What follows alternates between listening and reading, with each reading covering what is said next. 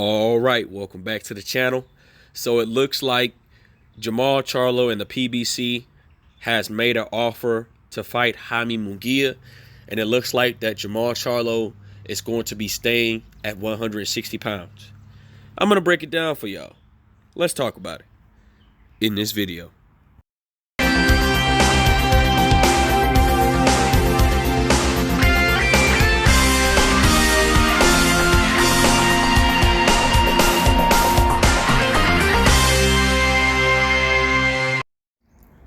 King Jr.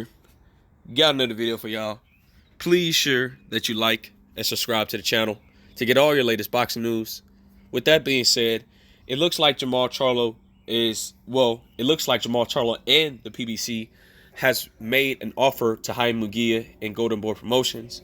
And here's my take on the whole situation. I think it's a pretty good fight for Jermall Charlo, since he says he's not going to 168 pounds. And I'm going to get more detail into it. But to talk about the fight, I think Jermall Charlo beats Jaime Munguia.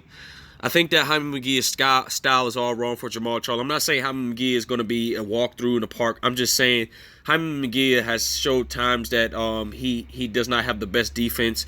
Jaime Munguia is a flat-footed fighter. He's pretty good, but he hasn't fought the competition that we want him to see. And Jaime Munguia was something weird with him, that he passed out at the press conference. So he's really draining himself at 160 pounds. Dude, you need to move up. Once you passing out at a press conference, dude, you're doing some serious draining to make that weight. But it makes no sense. I think the fight between Jermall Charlo and Jaime Munguia, it's a big fight for Jermall Charlo at 160, because Jermall Charlo hasn't had any big fights. The only really two big fights he had was at 154 with Julian Gerard Williams and Sergey Derevyanchenko and Matt Carbo. Those were the really biggest wins on his resume, in my opinion. But if he beats Jaime Munguia, he will get the respect. He'll get some of the Mexican fan base. And Jaime Munguia is a big star. He sold out at the stadium in Mexico against Ballard, and he had a victory over Ballard and stuff like that. And I think it's going to be a huge fight if Jaime Munguia agrees to the offer. If the money is right, negotiation right, he would accept. But this doesn't make any sense, right? You got a guy in hold on, guys. All right, you got a guy within Demetrius. Well, hold on. Let me backtrack real quick. Jaime Munguia was supposed to fight Demetrius Andrade because he's the WBO mandatory, and I read some comments a while back about Jaime Munguia. He's just not fighting the best, and one of my boxing pundits told me you can't even name the first 10 people on Jaime Munguia's resume that he really beat. The only one that really stand out was Gabe Rosado. To me, that's the only one he really beat. And we know Gabe Rosado, he's been beat a lot of times. But Jaime Munguia says that it's a shame that he doesn't get to fight Demetrius Andrade for the WBO title. And this doesn't make sense to me, because Jaime Munguia had many opportunities to fight Demetrius Andrade because he was sitting at the #1 spot for a minute. And then Jaime Munguia decides not to fight the best opposition like C and B level fighters, and he just keep patting on the stats. So they made Janabek the mandatory to fight Demetrius Andrade, and you guys know the story. Demetrius Andrade said he was not willing to stay at 160 no more. He was going to chase Canelo, and that seems to fail.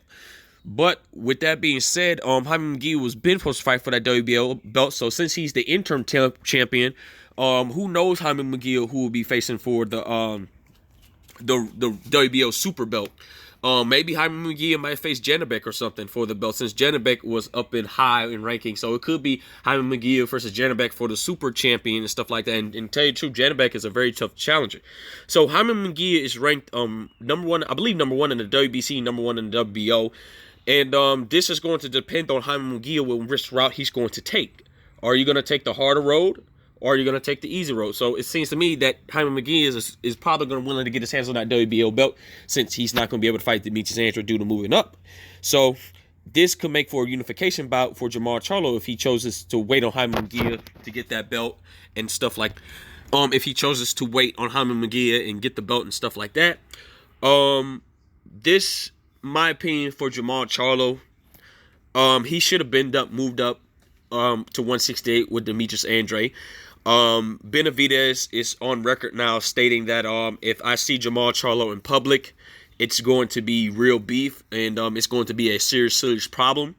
Jermall Charlo has been running his mouth since then, and Benavidez has been on his back burner since last year about we should make the fight happen, saying that Jermall Charlo stating that he will break his neck and then I'll knock you out. And he said that Benavidez didn't have the best defense, and with you getting hit with jabs like that, you're going to get stopped or knocked out. And I got to agree with him. Benavidez is very stationary. He throws a lot of punches. He got very fast hands. He's very stationary, and he overwhelmed you. And reporting to Kyron Davis after the fight, after he got beat by Benavidez, he says Benavidez doesn't punch that hard. I don't know how true that is. Maybe he doesn't. He just overwhelms you. This is reported from Kyron Davis a while back when they fought.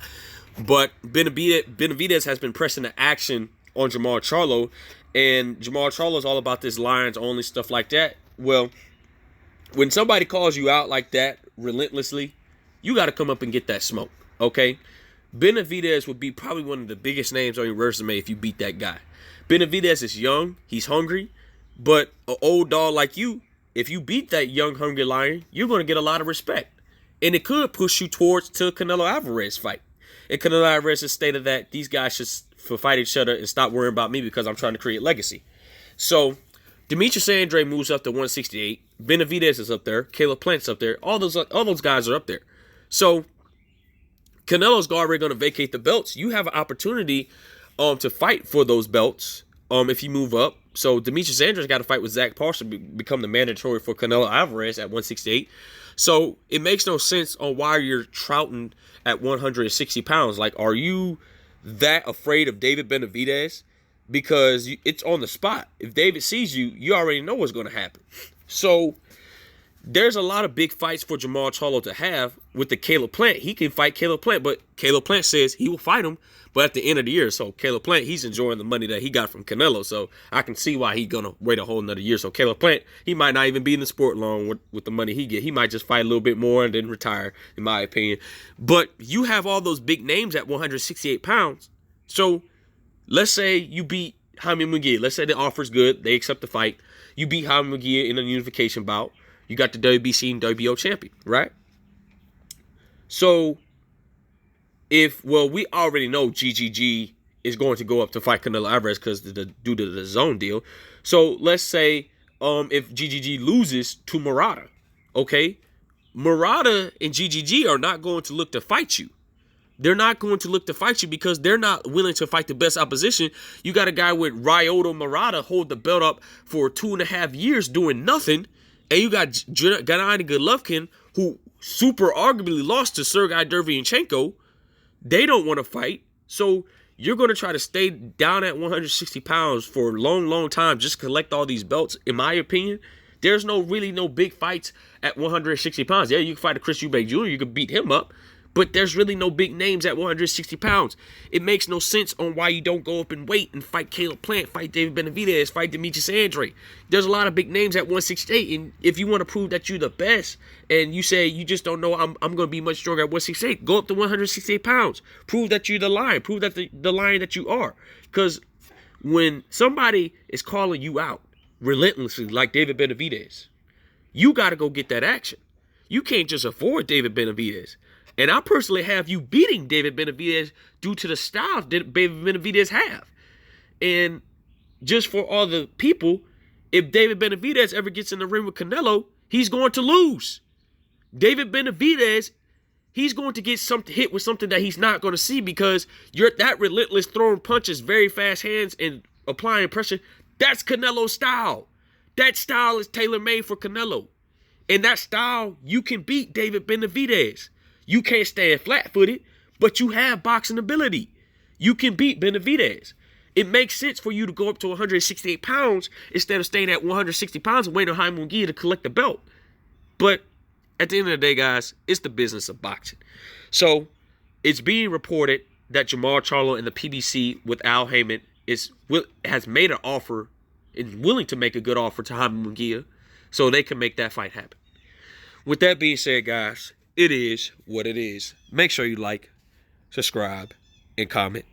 This is your boy King Jr. I'm out of here. Peace.